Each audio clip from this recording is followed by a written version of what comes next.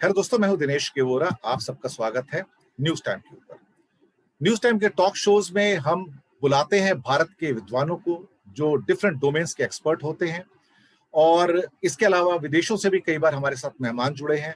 लेकिन आज एक विशिष्ट व्यक्ति, विशिष्ट वरिष्ठ पत्रकार हमारे साथ हैं, श्री सतीश के सिंह। सर, आपका बहुत बहुत स्वागत है इस शो में। आपने अपना कीमती वक्त निकाला, आपने हमारे साथ जुड़े, बहुत बहुत आभार आपका।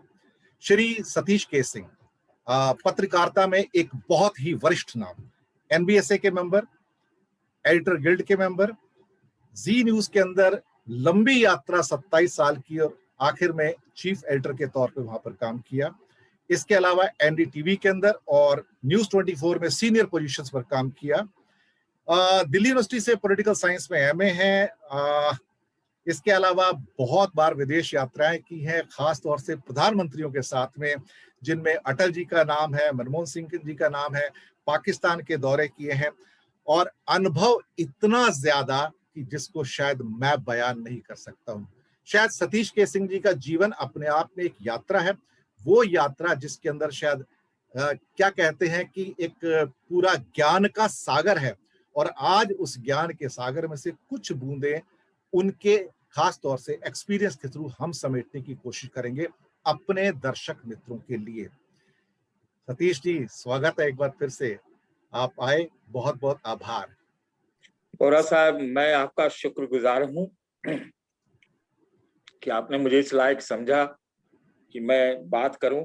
आजकल पत्रकारों को लायक समझा जाए तो समझिए कि एक आनंद की अनुभूति होती है, पहली बात। और दूसरी बात कि शायद अगर हमारा कुछ विश्वसनीयता, क्रेडिबिलिटी अगर अभी भी वर्तमान है, तो ये हमारे लिए एक सौभाग्य की बात है। बहुत बहुत धन्यवाद। बहुत बहुत धन्यवाद। सतीश जी को भारत की खास तौर से सामाजिक, आर्थिक, राजनैतिक और इसके साथ भावनात्मक कहा जाए, वैज्ञानिक कहा जाए, इन विषयों की जितनी गहरी समझ है उतनी शायद भारत में बहुत सारे लोगों को नहीं है।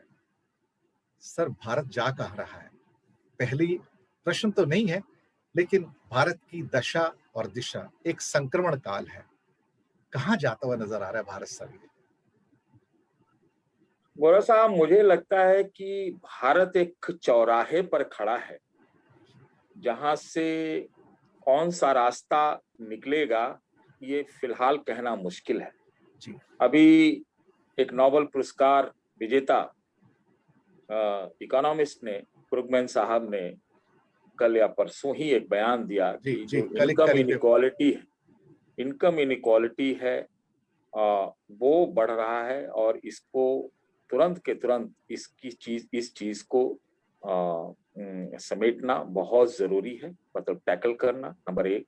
नंबर दो, मैं इसे मानता हूं कि मैं क्रुगमैन साहब के बात में एक चीज जोड़ना चाहता हूं। शायद उन्होंने इस बारे में भी जिक्र किया होगा, लेकिन मैं जो पढ़ा वो इतना ही पढ़ा कि जो इनइक्वालिटी ऑफ अपॉर्चुनिटी है, चाहे वो शिक्षा के क्षेत्र में, चाहे रोजगार के क्षेत्र में, चाहे टेक्नोलॉजी के एक्सेसिबिलिटी के क्षेत्र में, चाहे तमाम तरह के, मैं तो कहता हूं कि हर तरह से जो अवसर में जो समानता जो होना चाहिए था वो जो नहीं हो रहा है, और अगर जो एक समय पर हुआ उसके बाद भी जो इसमें खाई बनती जा रही है, ये मुझे बहुत मेरे लिए चिंता की बात है। तो वो चौराहे में से कौन सा रास्ता किधर जाता है ये देखना होगा। बोरा साहब, बहुत बड़े आप अफसर रहे हैं, आपको ज्यादा ज्ञान होगा। मैं मानता हूं कि जब हम डेमोग्राफिक डिविडेंड की बात करते थे, क्या हम कहीं एक ऐसी स्थिति में पहुंच रहे हैं कि हम डेमोग्राफिक बर्डन में बन गए हैं? क्या ये ऐसी स्थिति बन रही है? मतलब मैं मानता हूं कि भाई कोशिश आत्मनिर्भर भारत की हो रही है, इंपोर्ट सब्स्टिट्यूशन की भी होती है, भारत को एक डेवलप नेशन बनाने की चेष्टा भी होती है, तमाम प्रयास हो रहे हैं कि मिलिट्री कैपेबिलिटी में भी हम अपने आप को बहुत मजबूत करने का प्रयास कर रहे हैं, टेक्नोलॉजी में भी कर रहे हैं। लेकिन हम सामाजिक आर्थिक रूप से देखें तो क्या जो हमारी विकास की नीति है वो अवसर, इक्वालिटी, एक्सेस में समानता देती है क्या? और नगर नहीं देती है तो क्या हम दो समाज बना रहे हैं? और वो आज के दुनिया में हमारे लिए कितनी बड़ी चुनौती है। हमने अभी कोरोना काल में जो माइग्रेंट्स थे उनको लाखों की तादाद में 1200 किलोमीटर पैदल देखा चलते हुए, बिजनेस भगवान के आश्रय के साथ। पता नहीं उनको क्या मिला नहीं मिला, और जो जिजीविषा थी उनको अपने घर तक ले तो गई, फिर वापस भी ले आई शायद। और कब तक लाई कहना बड़ा मुश्किल है कि हम किस समय में जी रहे हैं, और क्या हम मनरेगा और क्या हम 1 रुपए 2 रुपए या फ्री के राशन से ही भारत को चलाएंगे, या फिर हम अपॉर्चुनिटी क्रिएट करेंगे जहां पे पूरे कोरोना काल में बोरा साहब बहुत सारे राज्य ऐसे रहे जहां पढ़ाई लिखाई ठप हो गई। बहुत जगह तो मान लीजिए कि ऑनलाइन पढ़ाई हुई, लेकिन कई राज्य में ऐसे जानता हूं जहां जो एक पूरा वर्ग था वो शिक्षा से बेदखल हो गया। वो पढ़ाई नहीं, 1 साल बर्बाद हो गया उसका। 1 साल बर्बाद नहीं हुआ, मैं मानता हूँ आज की दुनिया में, इंस्टेंट दुनिया में 1 साल बर्बाद होना मेरे ख्याल से जीवन बर्बाद होना है। बिल्कुल सही तो कहा। मैं इन चीजों को लेके चिंतित हूँ। मैं कुछ ही दिन पहले हिंदी के एक बहुत बड़े आलोचक, कवि, लेखक विजय बहादुर सिंह जी का टॉक शो कर रहा था। आप तो जानते हैं उनको कि बहुत प्रभावशाली व्यक्तित्व हैं, अभी तो काफी वृद्ध हैं, 80 के ऊपर करीब उनकी उम्र है। उन्होंने एक बड़ी दिलचस्प बात कही। उन्होंने मुझसे यही बात कही कि 1947 तक भारत गुलाम था लेकिन नागरिक आजाद थे, और फिर कहते हैं कि 1947 के बाद भारत आजाद हो गया। भारत उससे पहले गुलाम था और नागरिक आजाद थे, और 1947 के बाद भारत आजाद हो गया लेकिन नागरिक गुलाम हो गए। और तब उन्होंने मुझसे कहा कि वोरा जी, इस पे जरा सोचिएगा, इस लाइन पे जो मैंने बहुत सोच समझ के कही और पहले भी कह चुका हूं। मैंने कहा इसका सार समझ में तो आ रहा है, लेकिन गहराई को शायद ढूंढने में थोड़ा सा वक्त लगेगा, जो आपने बात कही। एक और बात आपने कही कि डेमोग्राफिक डिविडेंड, जहां पे 10 करोड़ लोग बेरोजगार हैं, और क्या यह डेमोग्राफिक लायबिलिटी बन जाएगा? बहुत सारे लोग इस बात पे एग्री कर रहे हैं कि ये डेमोग्राफिक डिविडेंड हमारे पास सिर्फ और 10-15 सालों का है, उसके बाद भारत बुजुर्ग हो जाएगा। दक्षिण भारत तो वैसे ही बुजुर्गी के अंदर प्रवेश कर चुका है। ले दे के एक उत्तर प्रदेश और बिहार बचे हैं, या कुछ छोटे मोटे और एरिया हैं जहां पे थोड़ा सा अभी यंग, आप कह सकते हो, जनरेशन थोड़ी आ जाएगी कॉम्पनसेट करने के लिए। तो कहीं ऐसा ना हो कि हम ये जो डेकेड है 2020 और 2030 का डेमोग्राफिक डिविडेंड का होना चाहिए था, वहां पे जहां अपॉर्चुनिटी नहीं है, नौकरियां नहीं है, और अगर इसी जद्दोजहद के अंदर ये सारे 10 साल निकल जाएंगे, तो फिर ये डेमोग्राफिक डिविडेंड एक लाइबिलिटी बनने में बिल्कुल देर नहीं लगेगी। इस मामले में मैं आपकी बात से 100% सहमत हूं। क्या आपको लगता है कि हमारे पास ऐसी योजनाएं हैं, ऐसी स्कीम्स हैं कि हम इन 10 सालों में वो सेगमेंट जो 10 करोड़ का अनएम्प्लॉयड है, और वो सेगमेंट जो 10 करोड़ से बड़ा है लेकिन अंडर एम्प्लॉयड है, इनके लिए कुछ संतुष्टि पैदा कर पाएंगे, कहीं कुछ ऐसा दे पाएंगे जिससे इनका जीवन सार्थक हो सके? पूरा साहब थोड़ा सा मैं विस्तार से बताना, बिल्कुल अपनी बिल्कुल समझ समय, आपसे साझा करना चाहता बिल्कुल हूँ। समय लीजिए सर। जी। 1950 में रिजर्वेशन की पॉलिसी आई थी, 10 साल के लिए आई थी, बढ़ता चला गया। सरकारी क्षेत्र में या पीएसयू में या स्टेट गवर्नमेंट में नौकरियां मिलती थी तो रिजर्वेशन काम आता था, और रिजर्वेशन लगातार बढ़ता ही गया। वो 10 साल के लिए हुआ था, बढ़ता। हम टोटल प्राइवेटाइजेशन के जमाने में लगभग हैं, और 1991 में जो कुछ भी हुआ उसके बाद अगर हम उम्मीद करते हैं कि रिजर्वेशन बढ़ेगा, नौकरियां बढ़ेंगी, तब तो लोग आत्मसात होंगे, मतलब दे विल बी अकोमोडेटेड। तो reservation as a state policy for government, तो मेरे ख्याल से वो तो गड़बड़ हो गया। उसका कोई जो लाभ मिलना चाहिए था या उसका जो फ्यूचर है वो तो हम नहीं कह सकते कि वो है। तो सवाल यह है कि अपॉर्चुनिटी अगर मिले, मैं नहीं कहता कि मैं कोई रिजर्वेशन के खिलाफ नहीं हूं, मैं नहीं हूं खिलाफ, लेकिन हमें रिजर्वेशन के लिए नौकरियां तो निकले। कहाँ नौकरियां हैं? बहुत सारे सरकारों को तो अपने कर्मचारियों को क्या बोलते हैं उसको, सैलरी देने में ही दिक्कत हो रही है, इंक्लूडिंग जहां हम बैठे हुए हैं यहाँ दिल्ली में।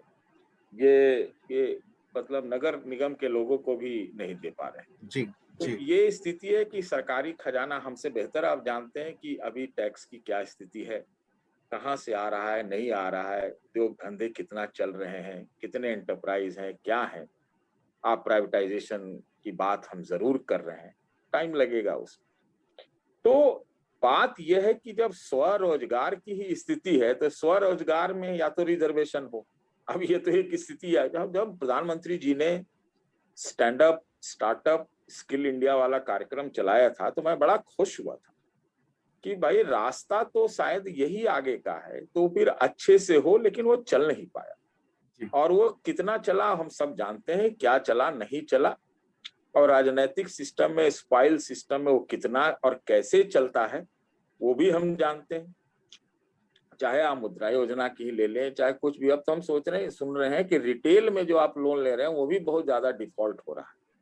तो ऐसी स्थिति में अगर वैसे कार्यक्रम चलाए जा रहे हो और वो तत्परता से और मेहनत से और बहुत ही फोकस करके मिशन अप्रोच से चलाया जा रहा हो, तब तो ठीक है। मैं तो कहता हूं कि प्राइवेटाइजेशन करने की क्या आवश्यकता है इस देश में। यहाँ तो 98% लोग ऐसे ही प्राइवेटाइज। देश का सबसे बड़ा उद्योगपति तो किसान है बोरा साहब। सही कह रहे हैं सर। तो वो तो स्वरोजगार में है, वो तो एंटरप्रेन्योरशिप करता है, उसको पता भी नहीं होता है कि बारिश होगी कि सूखा पड़ेगा, अनाज बिकेगा, कितने में बिकेगा। तो उससे बड़ा उद्योगपति, मैं एंटरप्रेन्योर मैं कहता हूँ, वो कौन है? कौन है कौन? सही बात, कोई भी नहीं है। कोई नहीं है। तो वैसे लोगों के लिए सोशल सिक्योरिटी, उनकी मदद, उसके लिए पूरा समेकित योजना। मैं मनरेगा की बात नहीं मानता हूँ, नहीं करता हूँ। मैं मनरेगा को मैं एक डोल ही मानता हूँ। एक ही गड्ढे को 17 बार खोद के आप पैसे दे देते हो, तो एक प्रकार का आप जो है उसमें भी इतना भ्रष्टाचार। वो क्या कर रहे हो? ये मजबूरी है, अंततः मजबूरी के भैया लोग शांत रहें। 1 रुपए 2 रुपए 3 रुपए चावल आप, या मुफ्त का चावल कितने दिन दोगे आप? ये रास्ता नहीं है, रास्ता नहीं है। मैं इस मामले में कुछ नीतिकारों से सहमत हूं, लेकिन ये भी रास्ता नहीं है बोरा साहब कि जो कंसंट्रेशन ऑफ वेल्थ देश में हो रहा है और जो टेक्नोलॉजी के नए जार आ रहे हैं वो आपको लपेट दे रहे हैं। उनको फाइनेंस भी मिल जाता है, उनका एनपीए भी सेटल हो जाता है, उनको लोन की मोरेटोरियम भी मिल जाती है, उनका डेफरमेंट ऑफ इंटरेस्ट भी हो जाता है, और फिर भी जो क्रेडिट है वो उस हिसाब से नहीं बढ़ता है क्योंकि वो पैसा नहीं लगाना चाहते। तो मैं तो मानता हूं कि ये इसमें हमको बैलेंस करना पड़ेगा। दूसरी बात है कि जो डिस्पैरिटी है और जो रीजनल इम्बैलेंस है या फिर सामाजिक आर्थिक जो इनक्वालिटी है, इसको बगैर दूर किए हुए, चाहे वो अमेरिका के एमएनसी हो, चाहे यूरोप के एमएनसी हो, चाहे हमारे भारत के जो उद्योग के बाहुबली हो, उनके लिए भी ये भविष्य बहुत अच्छा नहीं है। क्योंकि हमारी परचेजिंग पावर तभी तो बढ़ेगी जब हमारी क्या नाम है, हमारे अवसर होगा, जीविकोपार्जन होगा, हमारी आय बढ़ेगी। जब आय नहीं बढ़ रही हो, नौकरियां कितनी है, कहाँ है, खाली टेक्नोलॉजी की नौकरियां हैं, और टेक्नोलॉजी कितने लोग पढ़ रहे हैं, प्राप्त कर रहे हैं।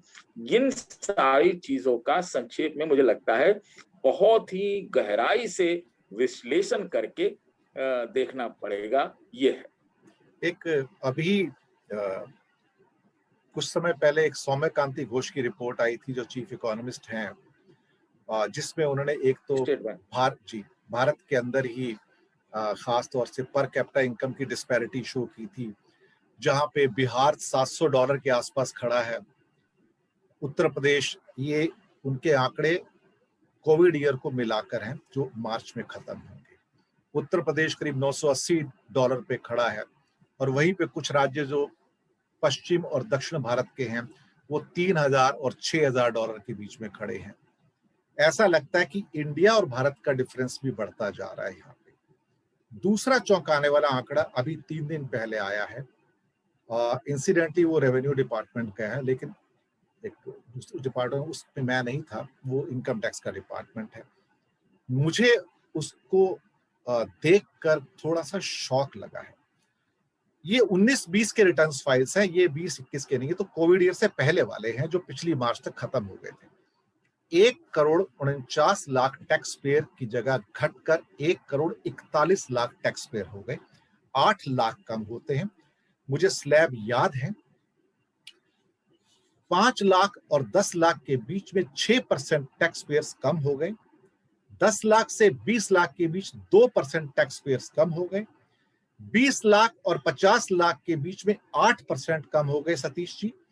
लेकिन जो ऊपर के आंकड़े हैं 50 लाख और 1 करोड़ के बीच में 21% डाउन हुआ है और जिनका 1 करोड़ प्लस था 28% डाउन हुआ है। ये एक आम भारतीय की हालत कोविड से पहले की थी सर। यानी कि मैं अगर सिंपल शब्दों में कहूं तो एक आम भारतीय जो टैक्स पेयर था वो ही गरीब नहीं हुआ, बल्कि जो उसके नीचे के तबके थे 2.5 लाख और 5 लाख वाले, 2.5 लाख से नीचे वाले, कई तो पॉवर्टी लाइन में ही वापस चले गए कोविड के अंदर।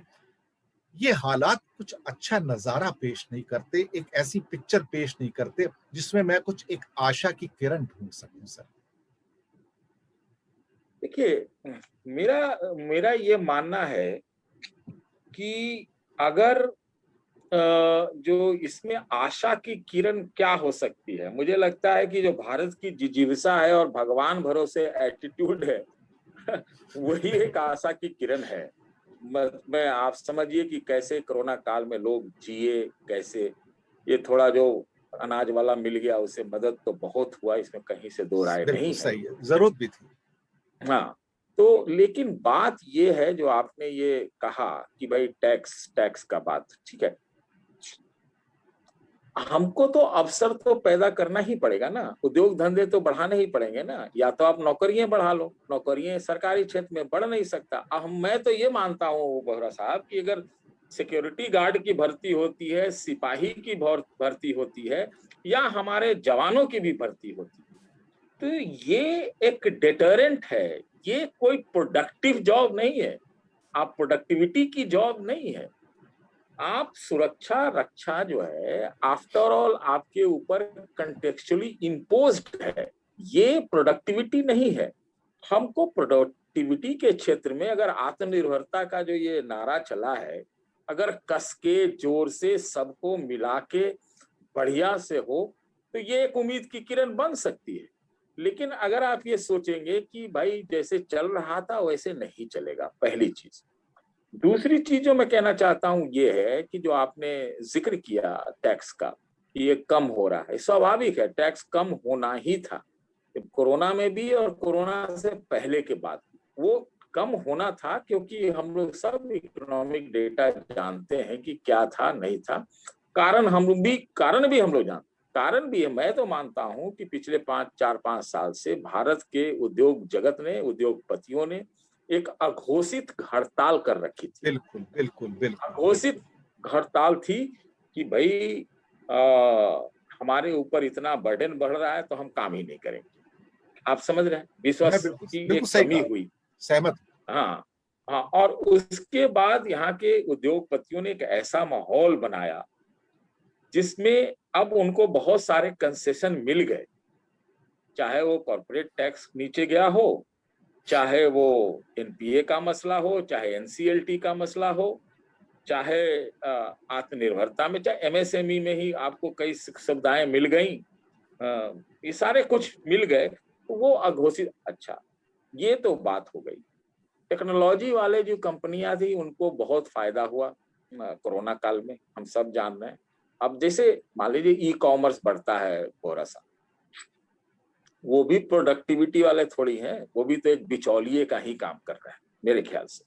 जो दुकान नहीं था वो दुकान घर आपके पास पहुंच रहा है। तो मैं मानता हूँ ई कॉमर्स तो है, वो एक टेक्नोलॉजिकल डिवाइस है, ये प्रोडक्टिविटी डिवाइस नहीं है। एफिशिएंसी बढ़ेगी, उसका वो बड़ा होगा, क्या नाम है, पर्दा बड़ा हो दायरा जाएगा। बढ़ेगा, हाँ सब लोग साथ भी आएंगे, लेकिन अंततः वो प्रोडक्टिविटी नहीं है। ये चाइना और हम जर्मनी की बात देखें, वो उसके नजदीक हम नहीं ठहरते इस मामले में। नहीं, हम नहीं, अच्छा, यहाँ तक कि जापान के नजदीक नहीं ठहरते, कोरिया का मॉडल है हमारे पास। तो मेरा ये कहना है कि ऐसी स्थिति में, मैं आपकी बात में, आप उसके एक्सपर्ट भी हैं, मुझे लग रहा है जो एक नई स्थिति पैदा हो रही है कि अभी कोरोना काल में लोग हारे मारे गांव गए, अपने घर गए, जी, शहर से गांव गए, आए थे शहर में कमाने, जीवन बचाने गांव गए, अंततः हार पार के। जी, अब जो एक रिवर्स सिचुएशन बन रही है, वो शहरों शहरों में गांव बन रहा है, गांव पैदा हो रहा है। बोरा साहब, मैं जहां से आपसे बात कर रहा हूँ, जी, वहां के 4 तरफ में से 3 तरफ ये और गांव में तब्दील हो गया, जबकि मैं एक बड़े शहर में बैठा हूँ। जी, मैं देख रहा हूँ सामने क्या हो रहा है। मैं रोज जाता हूँ मार्केट देखने के लिए कि वहां क्या हो रहा है। जी, एक जीविकोपार्जन का संकट बहुत है, गहरा है, सही और कह रहे हैं आप। इसमें सरकारी खजाना भी कहाँ से आएगा, जो आप टैक्स कह रहे हैं। तो एक ही रास्ता है सर, रास्ता वही है कि आप मिशन मोड में चीजों को आगे बढ़ाइए, नहीं तो रास्ता बहुत कठिन है। मैं तो यहाँ तक आपके शो पे कहने के लिए तैयार हूँ कि आप सवाल भी पूछेंगे या नहीं भी पूछ रहे, तो मैं बताना चाहता हूँ कि आज के डेट में सर, राम और रोटी में कहना है, मुश्किल मुश्किल है कहना कि कौन ज्यादा प्रभावी है। मैं बहुत बड़े गहराई से इस बात को कोशिश कह रहा हूँ कहने मैं करने समझ रहा का हूँ इस बात को, और मैं इसके कि साथ गंभीरता को भी समझ रहा हूँ। जी, तो ये मैं देख रहा हूँ। मैं आपको मसलन एक चीज ही सिर्फ बता दूं कि मेरे सामने एक मार्केट है, मैं वहां रोज शाम करीब 10 दिन तक ऐसे ही सर्वे करने गया, और वहां पर करीब 100 दुकानें हैं। 100 में से 50-60 रेडी पटरी की दुकानें हैं। और आप यकीन नहीं कीजिएगा कि कभी भी शाम के वक्त मुझे 50-70 से ज्यादा लोग उस पूरे मार्केट में नहीं मिले, जबकि दुकानें 100 थी। क्या बात, ठीक बड़ी है, विकट स्थिति है। हाँ, और उसमें देखिए वो कपड़े वाले बेचारे लगा के रखे हुए हैं, और वहाँ जो लिपस्टिक इकोनॉमी, आप लोग रेवेन्यू के एक्सपर्ट भी हैं, वो क्या है कि खर्चा भी लोग क्या कर रहे हैं, तो गोलगप्पा खा लिया, या फिर आजकल एक नया क्या बोलते हैं उसको, जो भी है, तो ऐसे करके खाते हैं, जो भी है, वो नॉर्थ ईस्ट टाइप का वो खाना है, वो खा लिया, वो 10-20-50 में जो काम हो जाए। तो चूंकि आदमी कमा नहीं पा रहा है, उसको उम्मीद नहीं है, उसको कोई होप नजर नहीं आता है, तो खर्चा कहाँ से करेगा। तो आपका जो कंजम्पशन का इकोनॉमी है, कहाँ से पड़ेगा? डिमांड का इकोनॉमी जो है, सप्लाई तो मान लीजिए आप कर दीजिएगा, तो यहाँ तो सप्लाई कंस्टेंट भी है, और यहाँ डिमांड का तो जो परचेजिंग पावर वो कहाँ है, कहाँ है। एक बात चली थी कि कोरोना के समय के बाद लोगों के हाथ में कुछ पैसे दिए जाए, ताकि मार्केट में एक उबाल आए, मार्केट में एक चीज आए। तो वो आदमी एक स्थिरता खोज रहा है, बोरा सा, मुझे लग रहा है कि वो एक उम्मीद खोज रहा है, और वो है कि पता नहीं, हम समझ नहीं पा रहे हैं कि हम कहाँ पे इस वक्त हैं। क्या पता ये आत्मनिर्भरता वाला जो एक पुश दिया गया है, हुआ है प्रोडक्टिविटी में, मैन्युफैक्चरिंग में, ये सारी चीजों में कुछ हो जाए तो अच्छा है, बहुत बढ़िया है। लेकिन हमको लगता है कि आप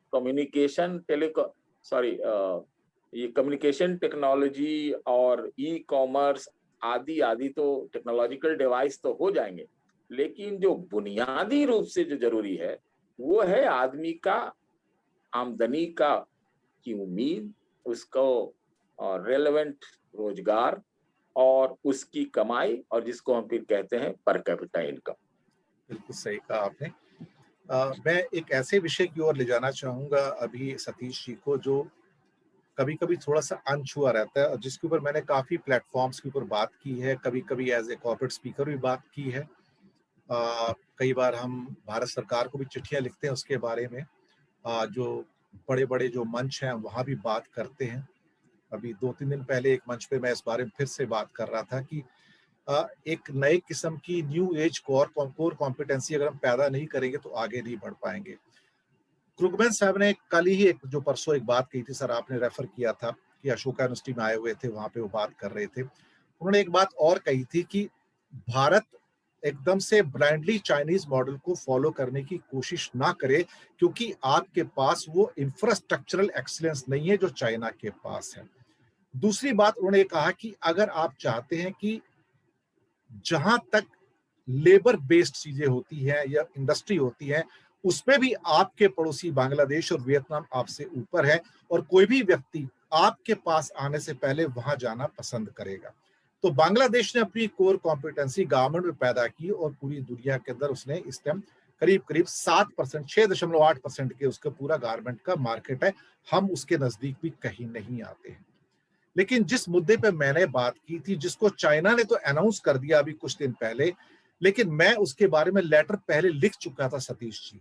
मैंने कहा 2 इंडस्ट्री पिकअप कर लीजिए, सिर्फ 2 इंडस्ट्री, ज्यादा मत कीजिए, और दोनों इंडस्ट्री अगले 5 सालों के अंदर मल्टी ट्रिलियन डॉलर इंडस्ट्री होंगी, ना कि बिलियन डॉलर। सर पूरी दुनिया को आप जीत सकते हैं, आपके पास रिसोर्सेज हैं। एक इंडस्ट्री मैंने कम से कम 4-5 प्लेटफॉर्म पे 10 दिनों में मैंने बात की है सर। एक है सेमीकंडक्टर्स की। Please start research right now so that with in 5 years you procure your own things what you need. आज स्पेस क्राफ्ट से लेके मोबाइल फोन, लैपटॉप, दुनिया में ऐसी कौन सी चीज है जिसके अंदर एक सेमीकंडक्टर चिप्स नहीं आते हैं? करीब इसमें तुरंत आइए, पूरी फौज, अगर आपको 25-30 बिलियन डॉलर भी झोंकने पड़े, झोंक दीजिए, क्योंकि जो वापस आएगा वो इतना बड़ा होगा आप कल्पना नहीं कर पाएंगे। और दूसरी इंडस्ट्री जिसके बारे में मैंने कहा था वो थी रेयर अर्थ सर, जिसके ऊपर चाइना का प्रभुत्व है। चाइना अब 60% पे आ गया, लेकिन रेयर अर्थ का सबसे ज्यादा रॉ मटेरियल हमारे पास चाइना के बाद करीब 5.8%। अमेरिका और ऑस्ट्रेलिया को मिला लो, उनसे बड़ा है। अगर ये 2 इंडस्ट्री के ऊपर हम कॉन्सेंट्रेट कर लें तो शायद हम अपनी बहुत सारी समस्याओं को न्यू एज में पहुंचाकर सॉल्व कर पाएंगे। दृष्टिकोण थोड़ा वैज्ञानिक होना चाहिए, लेकिन हमारी सरकारें वैज्ञानिक दृष्टिकोण से नहीं चल पाती हैं। जो सरकारें एक इंडियन स्टैंडर्ड टाइम को 73 सालों में चेंज नहीं कर पाई, वो एक का एक बना रह गया 3 की बजाय। हम कैसे उम्मीद करें कि हम न्यू एज टेक्नोलॉजी के अंदर आगे जाके और हम चाइना का मुकाबला कर पाएंगे, जो चाहता है कि 2032 तक अमेरिका को बीट कर दे? सर जी, देखिए, चाइना का जो मॉडल है, कुछ एक मामले में हमें डेन जाओपिंग से जरूर हमको उत्साहित होके उनसे इनकरेजमेंट लेना चाहिए।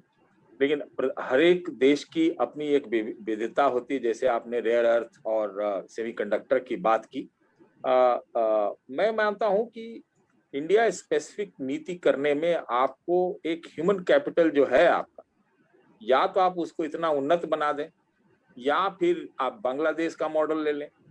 कुछ तो आपको जो इतना मल्टीट्यूड और इतने ज्यादा लोग हैं उनके लिए भी करना पड़ेगा। बाकी जो मतलब जिसको हम लोग बोलते हैं कि नई इंडस्ट्री है, नया लीप फ्रॉग कर सकते हैं, आगे बढ़ सकते हैं, हाई जंप मार सकते हैं, जैसे हमने आईटी में किया था, वो अलग चीज हुई। लेकिन इसके साथ बड़ा सा मेरा ये मानना है कि अभी जो देश में जो जनता का फौज है, फौज है, पूरा एकदम सागर बना हुआ है, उनके लिए भी लेबर इंटेंसिव जो इंडस्ट्री है, भले ही आप टेक्नोलॉजी दें और टेक्नोलॉजी के थ्रू करें, लेकिन इतने लोगों का आप करेंगे क्या?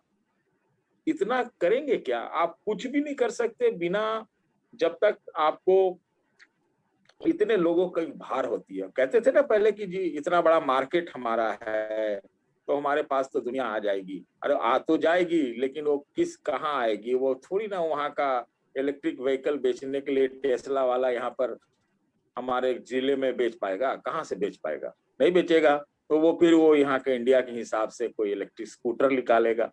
मैं तो ये कहने के लिए तैयार हूँ बोरा साहब कि जो गाँव में शहर घुस गया, गाँव में शहर घुस गया, जो हम इसको बोलते हैं शहरी कंजम्पशन मॉडल है, तो भाई मोबाइल सबको चाहिए, मोटरसाइकिल सबको चाहिए ही, जो भी है आज की जरूरतें, जो आज की जरूरतें हैं वो तो घुस गया, वो तो घुस गया, लेकिन क्या आमदनी घुसी शहर वाली? तो ये चीज आपको उन लोगों को ध्यान में रख के जो योजना बनानी है, चाहे आप डिस्ट्रिक्ट लेवल पर बनाए, चाहे मंडल लेवल पर बनाए, चाहे स्टेट लेवल पर बनाए, चाहे जैसे भी बनाए, ये चीज करनी पड़ेगी। दूसरी चीज ये भी है कि जैसे हम रीजनल इम्बैलेंस की चीज देख रहे हैं कि रीजनल इम्बैलेंस की कोई प्रदेश जो है, जैसे हम बिहार से आते हैं, तो वो तो एक समझिए कि कंज्यूमर कंट्री है, वहां जो कुछ आप यहाँ बनाते हैं वहां बिकता है, वहां कुछ बनता उनता है नहीं। तो कुछ प्रदेश तो प्रोडक्टिविटी सेंटर्स हो गए, इंडस्ट्रियल सेंटर्स हो गए, शहर जो है उन्नत लोगों के सेंटर, फाइनेंशियल सेंटर हो गए। और अगर दवा भाई जो मतलब जो डेवलपमेंट का डिसेंट्रलाइजेशन और उसका इस ढंग से फैलाव नहीं होगा, तो वो एक बहुत बड़े चिंता का कारण है। इससे आपका माइग्रेशन भी रुकेगा, दूसरा आपका गांव शहर जो है वो गांव नहीं बनेंगे, फिर उनको वापस जाके 1500 किलोमीटर पैदल नहीं चलना पड़ेगा।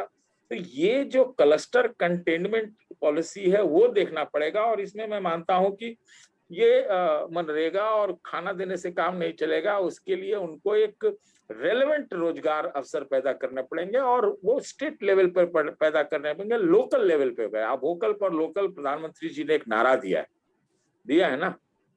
बिल्कुल दिया। तो वोकल फॉर लोकल को जो है उसको सक्सीड करने के लिए सबसे बड़ी जरूरी है कि लोकल कैपेबिलिटी भी तो हो। वो तो ऐसे नहीं सक्सीड करेगा। आप नारा तो कई है इस देश में। एक और बात मैं आपसे बहुत गंभीर रूप से आपके समक्ष लाना चाहता हूं जी। पॉलिटिक्स जो है सिर्फ पर से पॉलिटिक्स सेंट्रिक नहीं होना चाहिए। बिल्कुल सही। पॉलिटिकिंग और पॉलिटिक्स जो है सिर्फ पॉलिटिक्स सेंट्रिक होने से भी मामला बहुत गड़बड़ हो गया कि कौन जीतेगा चुनाव, कहाँ जीत गया चुनाव, इससे टाई अप कर लो, उधर भाग गया, एमएलए टूट गया, ये सरकार बन गई, ये बिगड़ गई, वहां चुनाव जीत लिया, सिविक इलेक्शन जीत गया। ये जो चुनावी मानसिकता से देश के का जो विकास का जो ढांचा है वो नहीं होने वाला। सही तो क्या? मैं मानता हूं कि पॉलिटिक्स निश्चित रूप से वो इश्यूज के ऊपर हो, पॉलिसीज के ऊपर हो, सेट एजेंडा के ऊपर हो, वो हो, लेकिन ये छोटे मोटे चीजों पे उलट पलट, उधर तोड़ दिया, इधर जोड़ दिया, इधर सरकार बना दी, क्या हो जाएगा? उससे कुछ नहीं होगा। ये भी बहुत बड़ा नुकसान कर रहा है। बिल्कुल सही कहा, बिल्कुल सही, बहुत ज्यादा नुकसान कर रहा है। और हम लोग ये मानते हैं कि ये देश को झुनझुना, कोई पार्टी हो, मैं पार्टी की बात नहीं कर रहा हूँ, सारे का यही हाल, चाहे परिवार सेंट्रिक पार्टी हो, चाहे आइडियोलॉजी सेंट्रिक पार्टी हो, लेकिन पावर पॉलिटिक्स के इर्द गिर्द अगर चलेगा खाली, चीजें तो नहीं होती हैं। और ये क्या है कि पॉलिटिकिंग में क्या लोग सोचते हैं जो राजनीतिक दल हैं कि कुछ झुनझुना पकड़ा दो, कुछ सोप्स दे दो, कुछ खरीद लो, कुछ बाएं दाएं कर दो, कुछ भावना भड़का दो, कुछ रिलीजम कर लो, कोई नारे दे दो, और इसके आधार पर हम तात्कालिक रूप से चुनाव तो आप जीत जाते हैं, लेकिन आप पॉलिटिक्स हार जाते हैं, पॉलिसीज हार जाते हैं, डेवलपमेंट गोल हार जाते हैं, और आप डाइवर्ट कर देते हैं। तो इसलिए मैं एक बात आपके समक्ष रहना चाह रहा हूं कि इसलिए, लेकिन वो जो है राम तो सबके दिल में रहते हैं, लेकिन दिल में रहते हैं, दिल थोड़ा ऊपर होता है, दिल से नीचे पेट होता है, और पेट को रोटी की जरूरत पड़ती है। सही कहा आपने, बिल्कुल मैं आपकी बात से 200% सहमत हूँ कि कहीं ना कहीं इंसान को रोटी चाहिए। तो उषा उत्थुप ने अब रिसेंटली एक स्टेटमेंट दिया था कि सारी पार्टियां सत्ता के पीछे भाग रही हैं, चुनाव हो रहे हैं, पर रोटी कपड़ा मकान की बात कोई नहीं कर रहा है, जो हमारी बुनियादी जरूरत है, रोज की जरूरत है। आज जब पूरा विकास ले दे के 6-7 राज्यों तक सीमित है, या नॉर्थ में छोटी छोटी कुछ पॉकेट्स हैं, और बाकी जो हिंदुस्तान है वो पूरा का पूरा विकास से एकदम से वंचित है, देखा जाए ना वहाँ इंडस्ट्री है ना कुछ है, तो नेचुरली रोजगार की तलाश में फिर लोग यूपी, बिहार से, मध्य प्रदेश से निकलकर केरला भी जाएंगे, तमिलनाडु भी जाएंगे। लेकिन एक नई समस्या सतीश जी निकल कर आ रही है, जिसे मैंने कल पहली बार एक प्रोग्राम के अंदर यूज किया। भारत में काम करने के लिए वर्क वीजा लगेगा क्या सर? कभी हरियाणा जाने के लिए, कभी झारखंड जाने के लिए, और तमिलनाडु के अंदर भी क्या हमें वर्क वीजा लेना पड़ेगा? ऐसे हालात पैदा हो रहे हैं रोज कोटे बना के 75% के स्टेट में। क्या ऐसे हालात हो जाएंगे जहां पर वर्क वीजा की कंडीशन आ जाएंगी? ये जब पॉलिटिक्स वालों की पॉलिटिक्स फेल करती है, राजनीति फेल करती है, तो भावना बेस्ड पॉलिटिक्स चलती है। जी। और मैं समझता हूं कि ये जो 75% का एक नया नारा और ये वो चला है, उसी का नतीजा है कि आप इसको रोक रहे हैं। बाद में उसमें तब्दीली भी हुई। लेकिन अगर ये ट्रेंड बन गया तो रीजनलाइजेशन बहुत ये खतरनाक होगा मेरे ख्याल से। और तब तो क्या है, मतलब क्या हो रहा है, आप इसको थोड़ा हम गहराई से देखने की कोशिश करें तो जो सरकारी नौकरियों को लेकर पॉलिटिक्स हुई, आप रिजर्वेशन इस देश में जब मंडल कमीशन के बाद लगा था, तो कोई मंडल कमीशन खुद ही जब लाया गया, उसको लागू किया गया, तो कोई पर से किसी के जो वंचित लोग हैं उनके विकास के लिए नहीं हुआ था। वो तो एक सरकार बचानी थी, एक सरकार बचाने के लिए उसने एक नया रूप का पत्ता खेल के उसने कहानी बना दी, इसके लिए आया। इसके जवाब में आप वहां पर कमंडल आ गया। कमंडल का एजिटेशन हो गया। तो अगर पॉलिटिक्स को केंद्र बिंदु में रख के अगर आप उस हिसाब से तात्कालिक फैसले करेंगे तो फिर ये मामला गड़बड़ होता है। इसको ये देखा गया है। कौन कहेगा कि भाई रिजर्वेशन या जो वंचित लोग हैं उनको नहीं चाहिए, चीजें जरूर चाहिए, तभी तो वो ऊपर आएंगे। लेकिन जब मकसद पॉलिटिक्स चमकाना हो, वोट खरीदना हो, वोट लेना हो, तो हर चीज फेल कर जाती है। मैं समझता हूं कि इसलिए कि ये 75% की जो चीज है, ये नया भावना है पॉलिटिक्स में देने का। और ठीक है, कुछ एक नौकरियां पहले भी प्रदेश सिविल सर्विसेज आदि आदि में कई तरह की चीजें मतलब एक प्रकार का प्रेफरेंशियल ट्रीटमेंट प्रदेश वालों को दिया जाता था, इन एडमिशन में भी दिया जाता था। लेकिन अब प्राइवेटाइजेशन के युग में, तकनीक की योग्यता के युग में अगर आप ऐसी चीजें करेंगे तो क्या होगा? ये तो और गड़बड़ हो जाएगा। अगर मान लीजिए कोई बहुत पिछड़ा प्रदेश ये काम कर दे, पिछड़ा प्रदेश, तो भी समझ में आती है, क्योंकि हमारा आर्टिकल संविधान में है कि जिसमें बहुत सारे प्रदेशों को एक विशेषाधिकार 371 में मिला हुआ कि भाई कोई वो नहीं करेगा, ये नहीं करेगा, या बाहर के लोग ने जो भी है। लेकिन अगर उन्नत प्रदेश अगर ये काम कर देंगे, तो फिर उन्नति उनके खतरे में पहुंच जाएगी।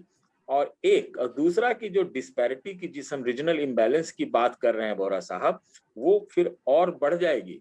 ऐसा नहीं होगा ना कि आप 75% नौकरी हरियाणा में आप देंगे वहां के लोकल को, तो वो जो है जाकर के वो चला जाएगा बिहार में कुछ है नहीं तो कहाँ जाएगा? तो कहाँ जाएगा फिर? वो 2-3 जगहों पे जाएगा जहां पर वो चीज नहीं लागू होती है। तो फिर तो अमीर तो और अमीर हो गया, और एक प्रदेश जो उसके सारी हर दृष्टि से बढ़ा इन वजहों से, क्या आपने एक सेंटर बनाया, एक टेक्निकल हब बनाया, लेकिन इंफ्रा हब बनाया, आपका वैल्यूएशन ऊपर गया, आपका उन्नति हुई, ये चीज ठीक नहीं है। मेरा कहने का मतलब संक्षेप में यह है कि पॉलिटिक्स को ध्यान में रखने के लिए किसान के आंदोलन पर अगर आपको लगा कि ये घिरने जैसी बात है, तो ये वोकल फॉर लोकल हो जाओ, तो आपने वो 75 वाला बात कर दिया। तो वैसे सोच समझ के उसके बाद चेंज भी किया गया, कहा गया कि भाई ये टेक्निकल में नहीं लागू होगा। तो पहले ही बोलते कि टेक्निकल में नहीं लागू हुआ, तो ये कहीं न कहीं उनको लगा भाई मुख्यमंत्री जी को कि उनकी लोगों को कि भैया ये तो गुरुग्राम तो साफ हो जाएगा, तो साफ हो जाएगा, तो वो वाली बात समझ में आ गई उनको। तो फिर उन्होंने कहा कि ऐसे होगा। तो ये एडहॉक पॉलिटिक्स जो है ना, ये देश को बर्बाद कर देगा। Ad hoc politics. और मैं ये नहीं कहता कि मैं किसी पार्टी का नाम ले रहा हूं। अगर बोरा साहब जो पहले कांग्रेसी सरकारें थी जी, अगर उन लोगों ने भी मैन्युफैक्चरिंग के ऊपर, प्रोडक्टिविटी के ऊपर, इंडिजिनस कैपेबिलिटी के ऊपर, क्या कहते हैं जिसको, सबके विकास की बात अगर सोचते, और जो कि उन लोगों ने ट्रिकल डाउन अप्रोच की इकोनॉमिक्स ली, तो हम देख रहे हैं हम कहाँ हैं, तो बहुत फिर ठीक होता। लेकिन क्या हुआ कि ट्रिकल तो कुछ हुआ नहीं, ट्रिकल अप जरूर हो गया, और चीजें जो है यहाँ से दिल्ली से बढ़ के और कहाँ कहाँ चली गई। और जो इस प्रदेश की सरकारें वहाँ की कॉर्पोरेट माइंड की थी, उन लोगों ने और चीजें अपने ऊपर खींच लिया, और जो बिहार जैसा प्रदेश है वहाँ पाई पाई के लिए लोग मोहताज हो गए। कुछ नहीं है बिहार में, कुछ नहीं है। मैं बहुत बड़ा क्रिटिक हूँ नीतीश गवर्नमेंट का, इसलिए थी कि भाई उनको 15 साल मिले थे, वो चाहते तो क्या नहीं क्या कर देते बिहार में।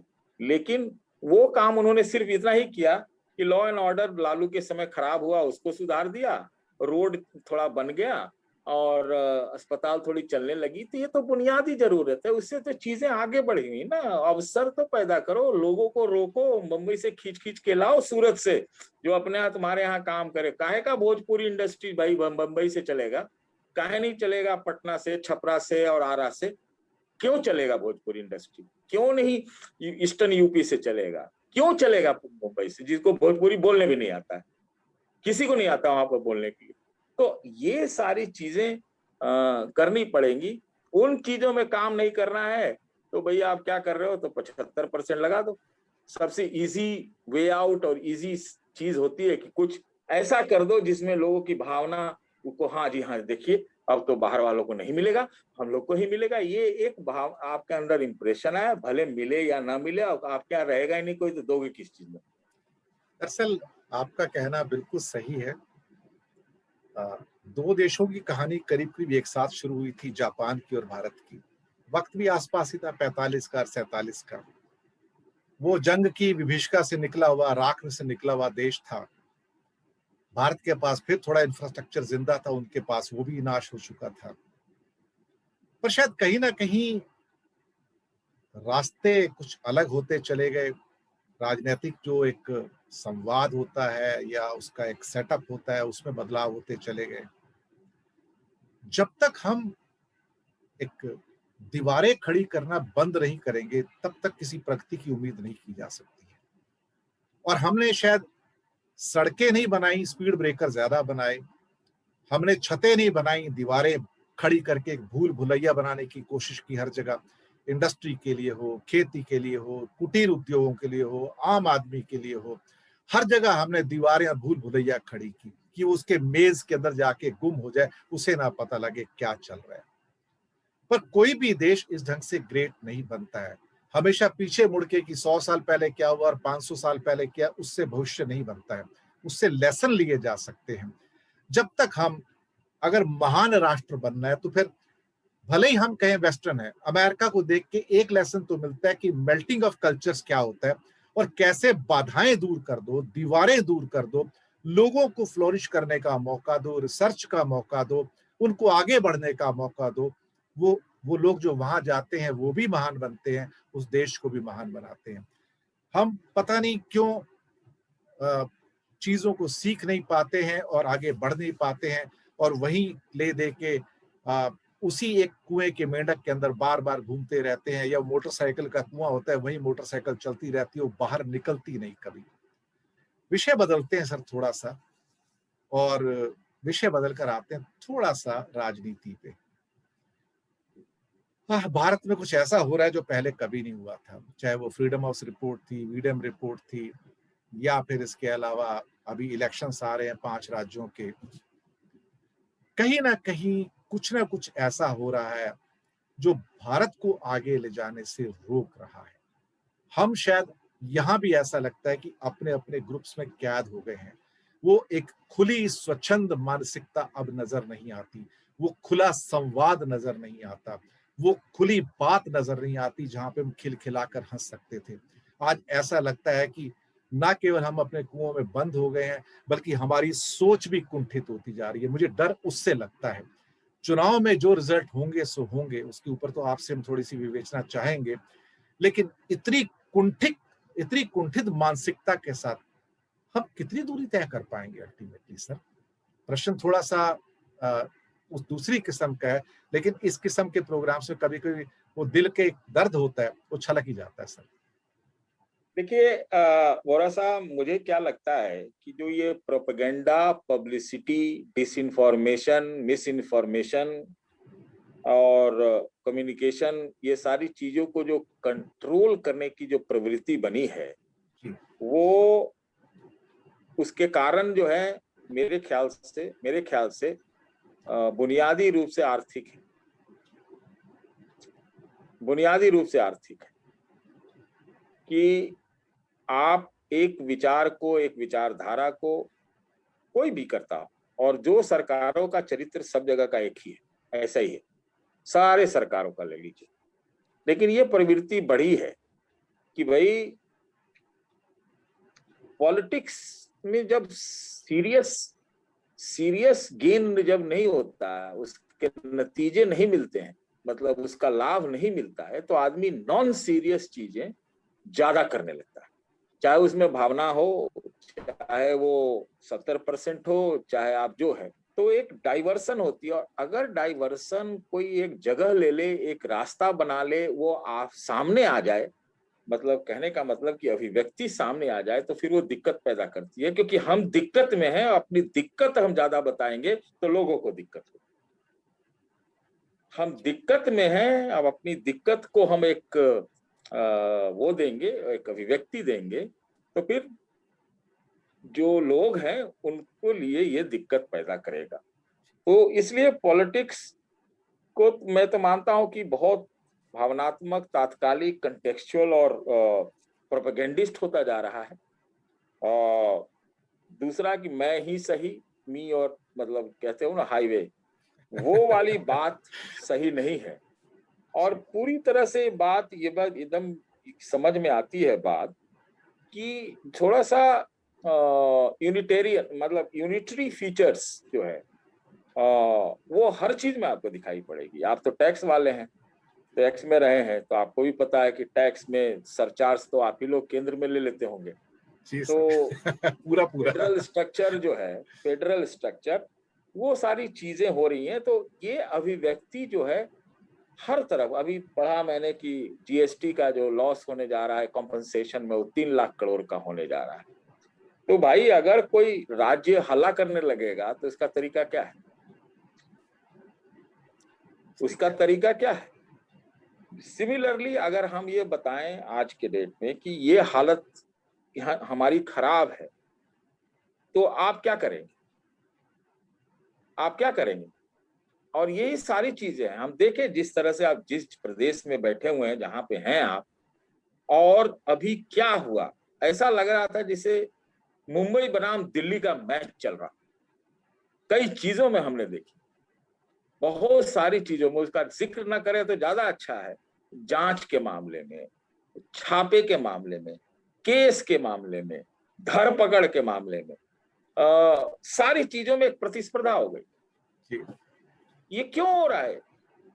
ये क्यों हो रहा है? क्योंकि देखिए सरकारों का चरित्र एक ही होता है, और ये बात जरूर होती है कि तात्कालिक रूप से कई ऐसे मुद्दों को उसमें ध्यान डाइवर्ट करने में तो ये सफल हो जाती है, लेकिन मुद्दा जो है वो नहीं डाइवर्ट होता, क्योंकि मुद्दा का सीधा सीधा सरकार, बोहरा साहब, आपसे है और हमसे है, यानी व्यक्ति से।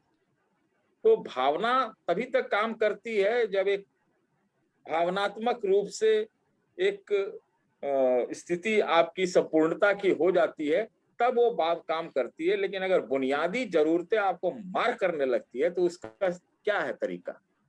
उसका तरीका तो यही है, इंतजार कीजिए समेकित विकास का हर जगह, और तब तक जो है ये प्रोपेगेंडा और पब्लिसिटी और डिसइंफॉर्मेशन या फिर रोकना इन चीजों को, वो चलेगा।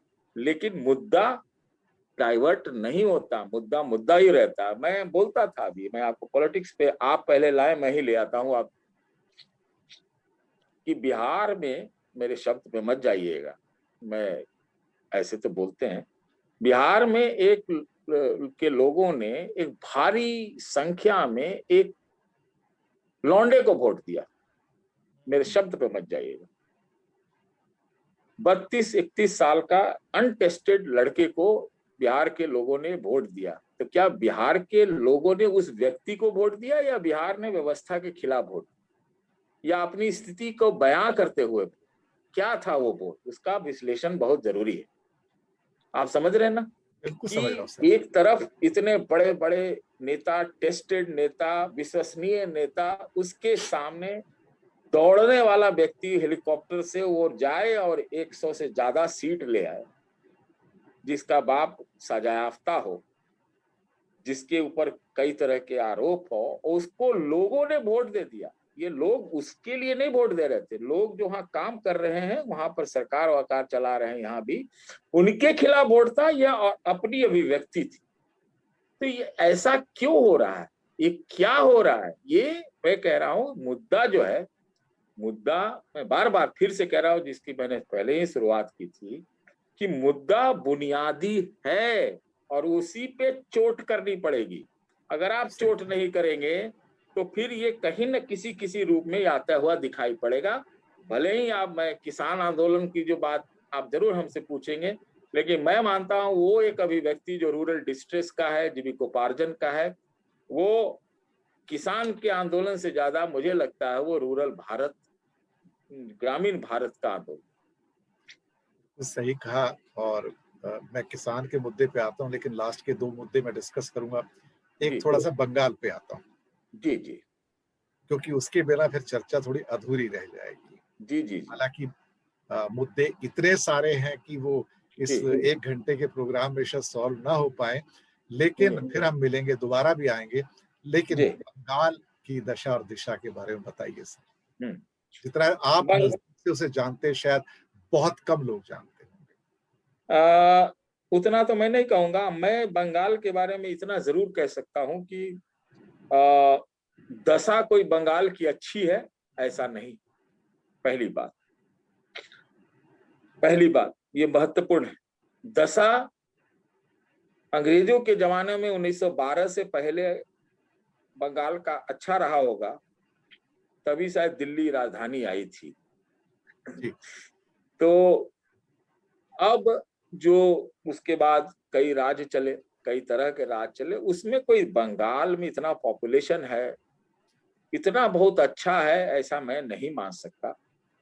क्योंकि जो चीज, मतलब एक समझिए कि वो बिहार का ही थोड़ा सा विकसित रूप है। मैं ये कहूंगा जो अवसर की कमी बिहार के अंदर बहुत ज्यादा है, वो ही बंगाल में मेरे ख्याल से। अब दिशा की बात कहें तो भाई देखिए, वहां तो टाटा के खिलाफ ही एक नारा लगा करके वहां की वर्तमान मुख्यमंत्री ने एक झंडा गाड़ करके लेफ्ट को वहां से उखाड़ कबाड़ फेंक दिया, सिंगूर से। जी, वैसे आई थी वो।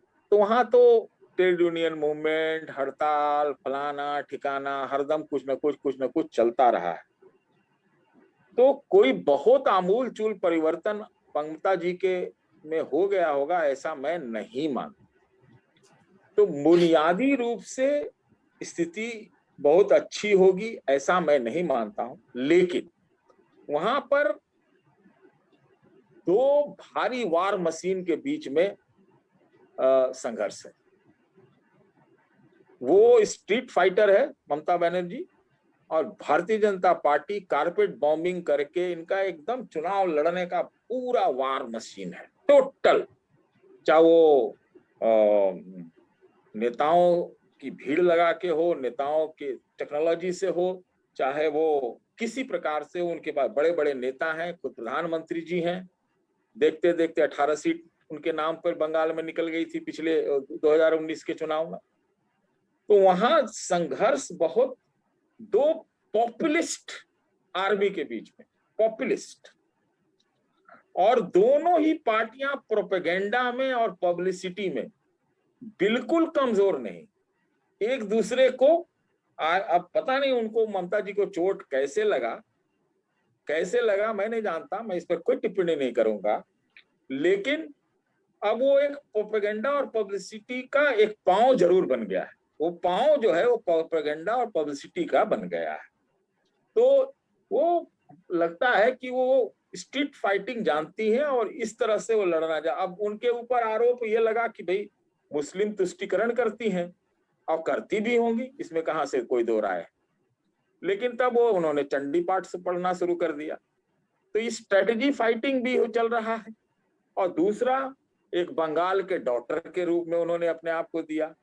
वहां पर संघर्ष इस बात का ही है बोरा साहब, जो मैं सीरियस बात कहना चाहता हूं, कि क्या बंगाल के लोगों को की अगर दिशा नहीं सुधरी है तो क्या दशा में ममता साथ रही है? दशा में पर्सनल सेक्टर में कुछ मदद, कुछ पैसा, कुछ पानी, कुछ जल, कुछ अन्न, कुछ छात्रवृत्ति आदि आदि आदि आदि 25 तरह की आज चीजें थे। एक तो सरकार हमारे यहाँ दिल्ली में इसी पे बनी हुई है, तो पानी बिजली फलाना मुफ्त मुफ्त मुफ्त बस इसी पे बनी हुई है। तो वो काम उन्होंने किया है या नहीं किया है? अगर उसमें टोलाबाजी चली है, उसमें क्लबबाजी चली है, तो फिर दिक्कत हो सकती है। और दूसरा क्या है कि भारतीय जनता पार्टी का जहां तक सवाल है, वो Bharatiya Janata party over the years आगे थोड़ा जरूर बढ़ रही है बंगाल के अंदर, लेकिन बंगाल में मोदी जी का चुनाव तो है नहीं, ममता या नो ममता का चुनाव है। तो वैसी स्थिति में थोड़ा सा बाहरी अंदरूनी का, मतलब इनसाइडर आउटसाइडर का भी ममता बनर्जी नारा दे रही हैं। चेहरा भी नहीं है ऐसी स्थिति में चुनाव जो है दशा ये है, और दिशा हम जो मैंने कहा उसके आधार पर आप देखेंगे बीजेपी भी लड़ने में बहुत जबरदस्त है, उससे ज्यादा कोई लड़ नहीं सकता। मतलब लड़ाई तो वार के रूप में ही लड़ते हैं। तो और वार कारपेट बॉम्बिंग करके सब तरह से उसको ममता कितना काट पाती हैं, बस इतना है। क्योंकि ममता का इस वक्त जरूर के जरूर मुझे लगता है कि उनको एडवांटेज जरूर, इतना मैं थोड़ा सा बोलना चाहूंगा। बाकी भाई अंतिम कुछ दिनों में 2019 का चुनाव में मैं बहुत क्लोजली फॉलो कर रहा था। अंतिम दिनों में बाजी पलटते पलटते 18 सीट हो गई थी बीजेपी की। बिल्कुल बिल्कुल समझे ना। और ये पिछले 2016 में इनके विधानसभा में सिर्फ 3 सीटें हैं, तीन सीटें। तो ये संघर्ष है। अब बंगाल को तो वार बना चुकी है भारतीय जनता पार्टी, और वो आरएसएस के बहुत एजेंडे पर भी है कि भैया बंगाल एक प्रयोगशाला होना चाहिए।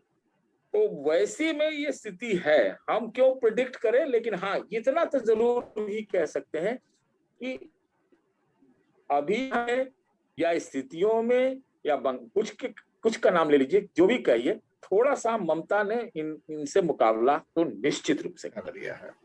जी सर, ये तो बहुत इंपॉर्टेंट बात कही आपने। किसान की बात में एक नया रंग आ गया मेघालय के गवर्नर सत्यपाल मलिक जी के द्वारा, और उन्होंने कह दिया कि प्रधानमंत्री जी और अमित शाह जी किसानों को दबाकर अपमानित करके वापस मत भेजिएगा, कुछ देकर भेजिएगा, वरना ये 300 साल तक भूलेंगे नहीं। इस बात ने, लाइन तो एक ही है, इस एक लाइन ने हलचल मचाने में कोई कसर नहीं छोड़ी है मार्केट के अंदर। पूरा देखा जाए तो शायद कोई अखबार ऐसा नहीं होगा, कोई टेलीविजन मीडिया ऐसा नहीं होगा जहां पे इस लाइन की चर्चा ना हो रही। हालांकि वो संवैधानिक पद पर हैं, लेकिन उन्होंने ये कहा है तो जिम्मेदारी से कहा है। और किसान आंदोलन अब जितनी सरकार को उम्मीद थी कि लंबा खिंचेगा, शायद उससे काफी लंबा जा चुका है, और एक भारत के सबसे लंबे आंदोलनों में शायद इसको अंदर इंक्लूड कर लिया जाएगा।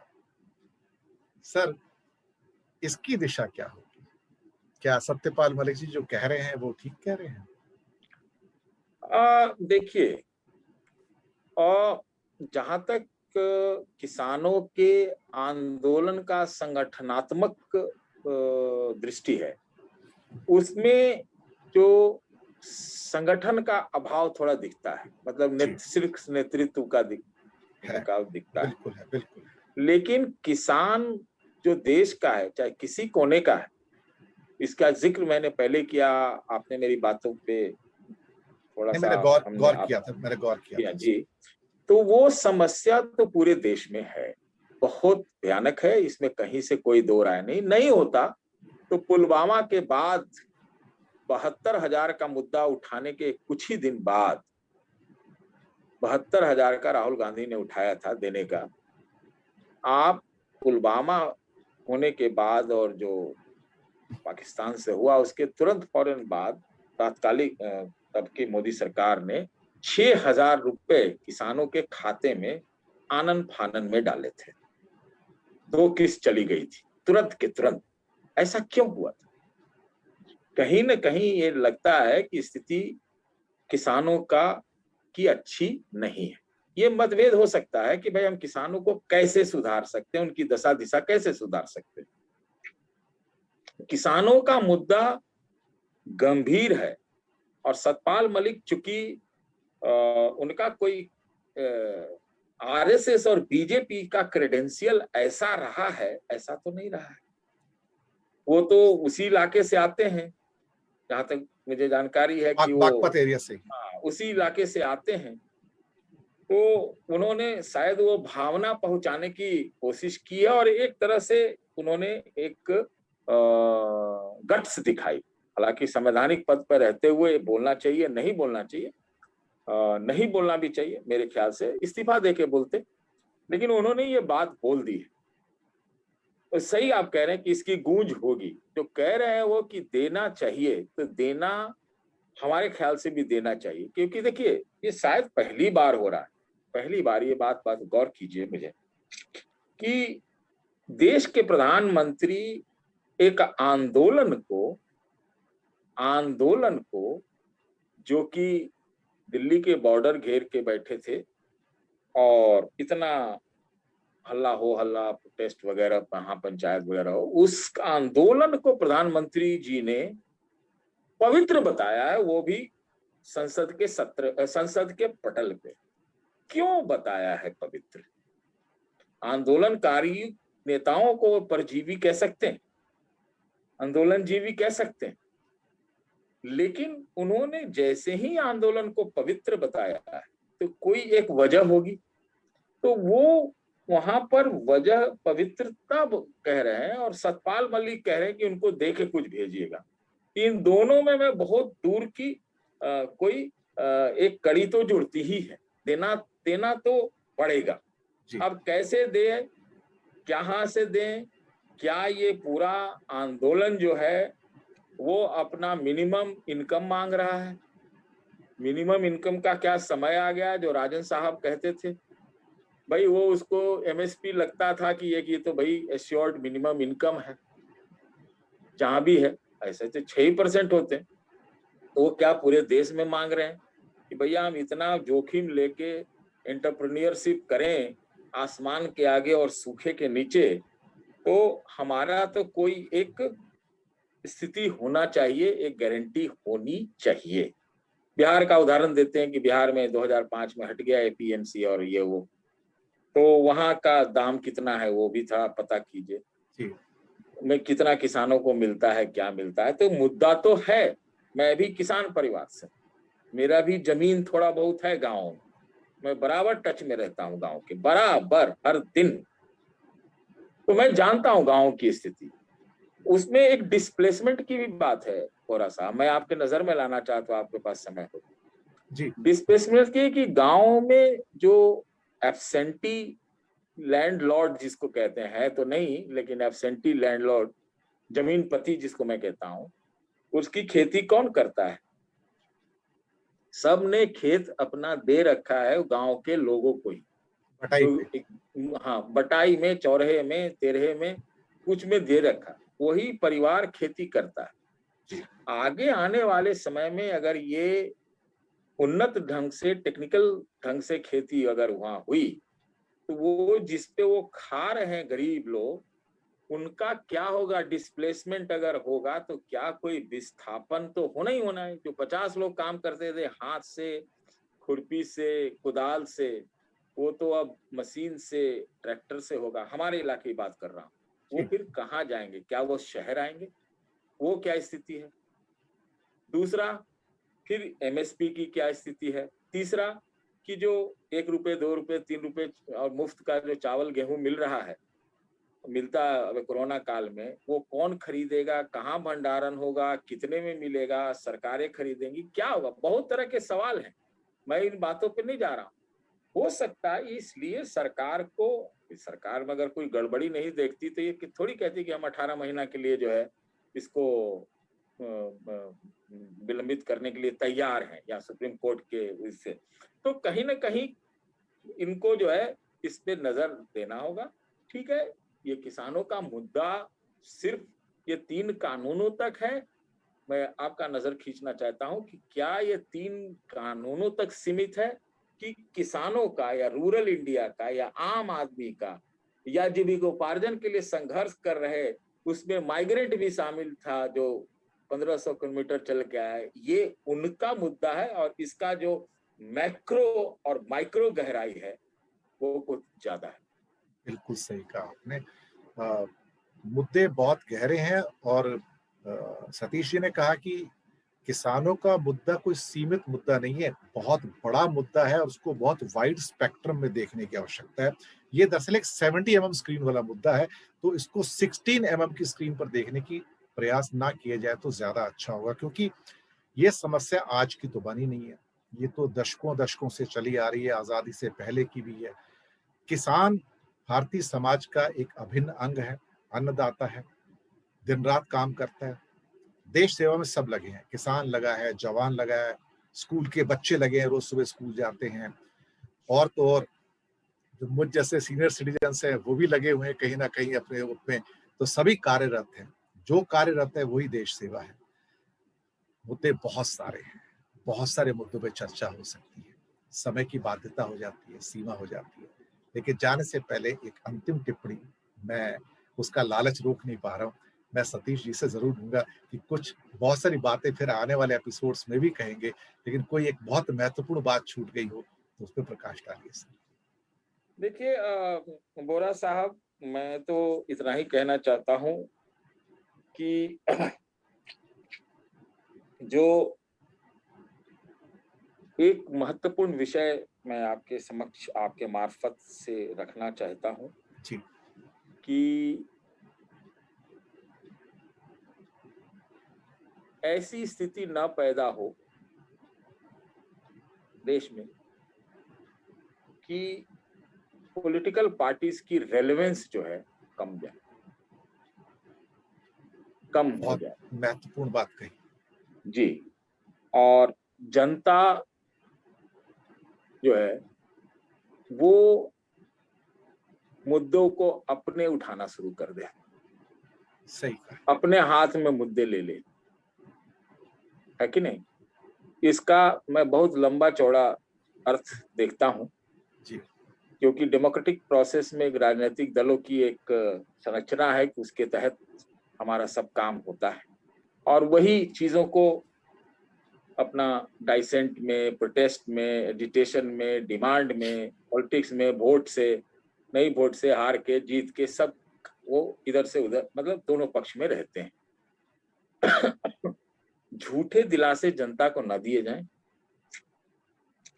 क्योंकि जनता जो है, जनता के हाथ में आपका सब चीज होता है, मालिक वही है, लेकिन खाली वही मालिक न बच जाए, कस्टोडियन सिर्फ वो जरूर है, लेकिन अगर आप उसका रिप्रेजेंटेशन ठीक से नहीं करेंगे तो वो खुद विवश होकर अपने से चीजों को करने लेगा। उस स्थिति से सारे दलों को, शायद ये बहुत महत्वपूर्ण बात कही है, उनका इशारा जिस ओर है, और जो भी हमारे दर्शक मित्र हैं उसे समझ सकते हैं, क्योंकि इस सब्जेक्ट की गंभीरता को समझो, जो बात कही गई है उसकी गंभीरता को समझो, क्योंकि समाजों के जो ताने बाने होते हैं ना, बहुत नाजुक होते हैं। ये कब कौन सा ताना बाना टूट के बिखर जाए नहीं पता लगता, इसलिए इतना मत खींच लीजिएगा कि जहां से फिर वापस वो रहीमन धागा प्रेम का मत तोड़ो चटकाए, टूटे से फिर ना जुड़े जुड़े गांठ पड़ जाए, उस स्थिति तक कभी हम ना ले जाएं। भारत को एक रखें, उसकी एकता को सर्वोपरि करें, कुछ ऐसा ना होने दें जिसके ऊपर जब हमारी आजादी के ऊपर ही खतरे पैदा होने शुरू हो जाए। इन शब्दों के साथ मैं सतीश जी का हाथ जोड़कर धन्यवाद करूंगा, आभार व्यक्त करूंगा कि उन्होंने इतने आज कीमती वक्त निकाला। बहुत अच्छी उन्होंने आज अपनी जो राय रखी है विषयों के ऊपर, वो अपने आप में हमारे लिए अनमोल है। क्योंकि जब मैं बाद में इस एपिसोड को फिर सुनूंगा, देखूंगा, तो मुझे इसके अंदर एक नहीं कई मोती चुनने को मिलेंगे, जैसे कि आप भी चुनेंगे। ये जो बातें होती हैं जिंदगी का आधार है, सारांश है। इनको बार बार सुनना, इनको बार बार एकदम से आत्मसात करना जरूरी होता है, क्योंकि इसी के अंदर जिंदगी का अर्थ है। इन्हीं शब्दों के साथ दर्शक मित्रों, मैं लूंगा आपसे आज्ञा, और मैं सतीश जी से भी आज्ञा लूंगा। फिर बहुत जल्दी अगले एक और एपिसोड में आपसे मुलाकात होगी, एक नए मेहमान के साथ, एक नए मुद्दे के साथ। बहुत बहुत आपका धन्यवाद हमारे साथ बने रहने के लिए। शुक्रिया आपका।